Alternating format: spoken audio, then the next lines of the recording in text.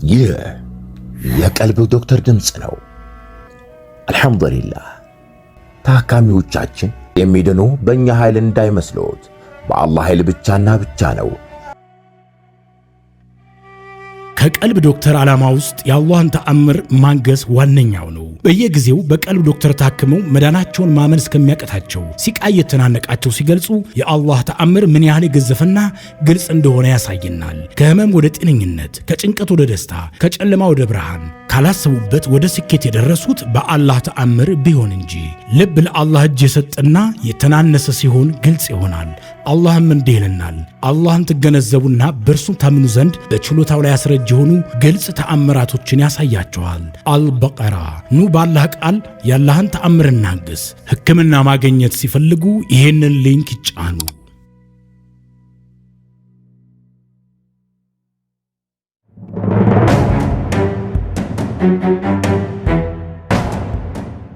የሞተ ሰው ጣት ቆርጠው መተት አረጉብን። ፋጢማ ክፍል 1።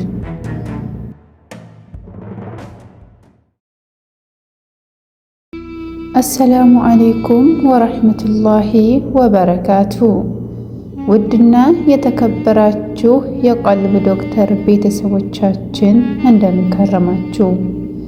በያላችሁበት የአላህ እዝነት ጥበቃው አይለያችሁ እያልኩኝ ዘወትር ቅዳሜና እሁድ ወደ እናንተ ይዘንላችሁ የምንቀርበው በቀልብ ዶክተር ኡስታዞች ሰበብ ታከመው የዳኑ የእህቴ ወንድሞቻችንን እውነተኛ አሳዛኝ ልብ አንጠልጣይ ታሪካቸውን ነውና ለዛሬም እጅግ የሚያሳዝን የሞተ ሰው ጣት ቆርጠው መተት አረጉብን።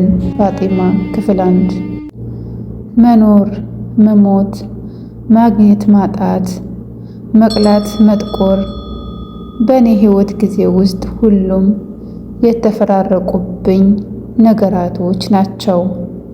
አሁን አለች ስባል፣ አሁን በራላት ስባል ነገ ይጨልምብኛል።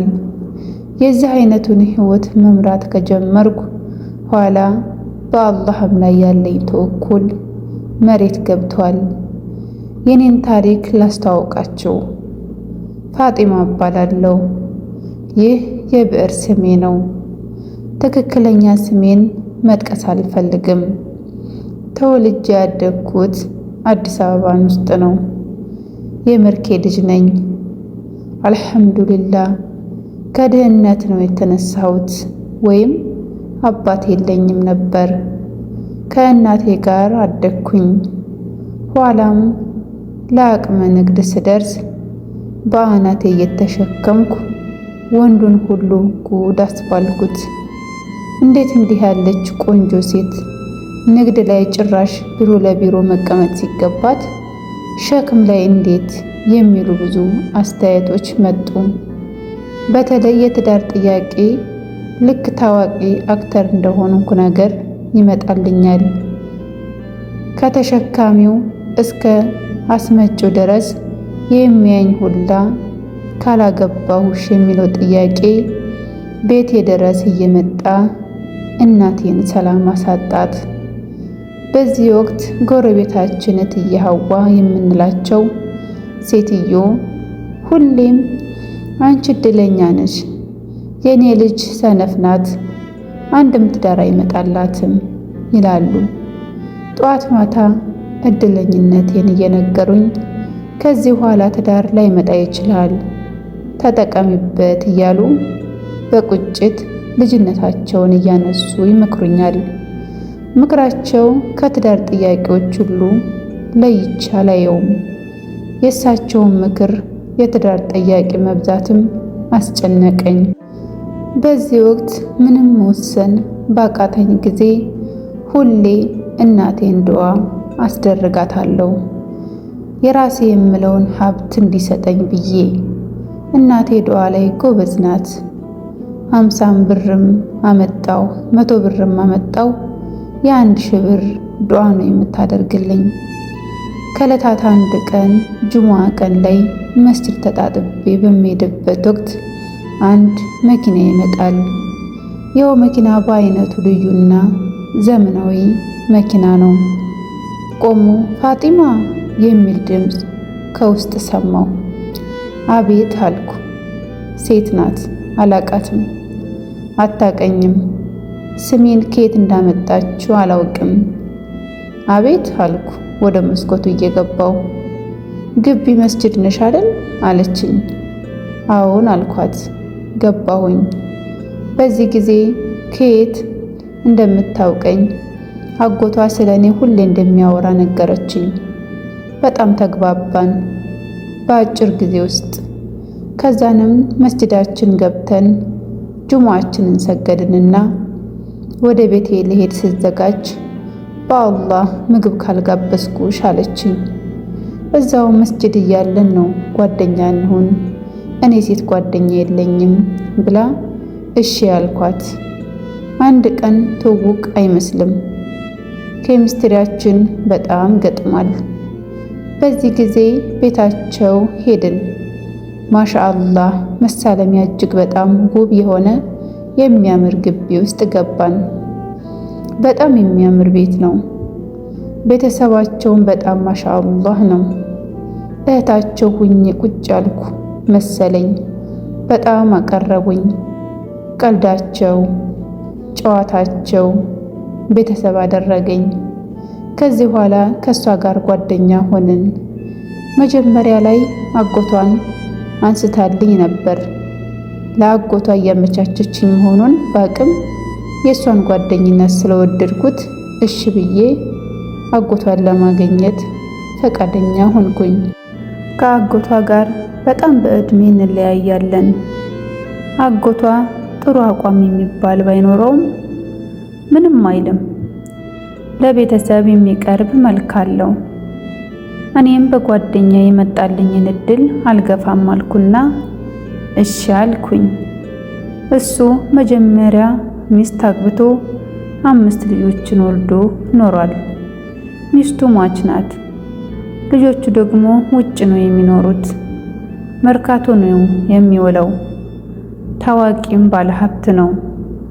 ሀብቱ አይደለም የሳበኝ፣ በጓደኛ የመምጣቱና ለሴት ልጅ ያለው ክብር ማረከኝ። እጅግ በጣም ሰው አክባሪ ነው። እኔ በተለይ ጥሪ ስለምሰራ ነው የወደደኝ። እናም ትዳር መጣ። ህይወት የሚቀይር አይነት ሆነ። አልሐምዱሊላህ። ከቀበሌ ቤት ወደ ተንጣለለ ቪላ፣ ከታክሲ ወደ መኪና ተለወጥን። በዚህ ጊዜ እሜቴ ሀዋ ጎረቤታችን እድልሽን አትግፊ እያሉ ሲመክሩኝ እንዳልቆዩ አንቺ ልጄ ሲበዛ እድለኛ ነሽ እያሉ ባገኙ ሰዓት አንዳንድ ነገር ቆጣጥረው ቤታችን ይመጣሉ። ሁሌ ሲመጡ ስለ እድሌ ያወራሉ። ሁሌ ሲመጡ ስለ ቤታችን ያወራሉ። እንደው አንዳንዴ ሁሉም ነገር አያምርም ይባል የለ።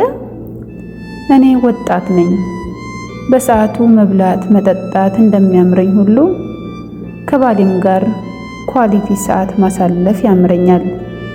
ባሌን እንደ ባልነቱ እንዲንከባከበኝ እንድንከባከበው ፈልጋለሁ።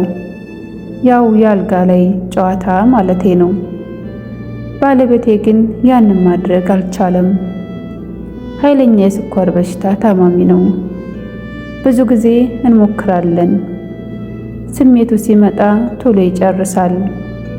ቶሎ ጨርሶ ስሜቱ ደግሞ መልሶ አይመጣም። ይህ ለሴት ልጅ እንዴት ፈተና እንደሆነ ማወቅ አይከብድም። ባሌ እርግጠኛ ነበርኩ በበፊት ህይወቱ አንበሳ ገዳይ እንደነበረ። ግን እኔ እርሱን ተንከባካቢ እንጂ ሌላ ሆኜ መኖር አልታየኝም። በዚህም ፈተና ላይ እንዳልወድቅ በጣም ሰጋለሁ። አላህዬን ሁሌም ዱዓ እያደረኩ ጠይቀዋለሁ።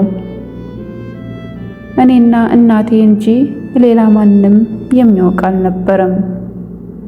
እናም አንድ ቀን በቃ በጣም ብስጭት ብሎኝ ተናገርኩት። የእህታችን ታሪክ ክፍል 1 ይህን ይመስል ነበር። ላይክ፣ ሸር፣ ሰብስክራይብ ማድረግ እንዳትረሱ። በክፍል 2 እስከምንገናኝ ድረስ ወሰላሙ አለይኩም ወራህመቱላሂ ወበረካቱሁ። እንኳን ወደ ትክክለኛው የአፍያ መንደር በሰላም መጡ።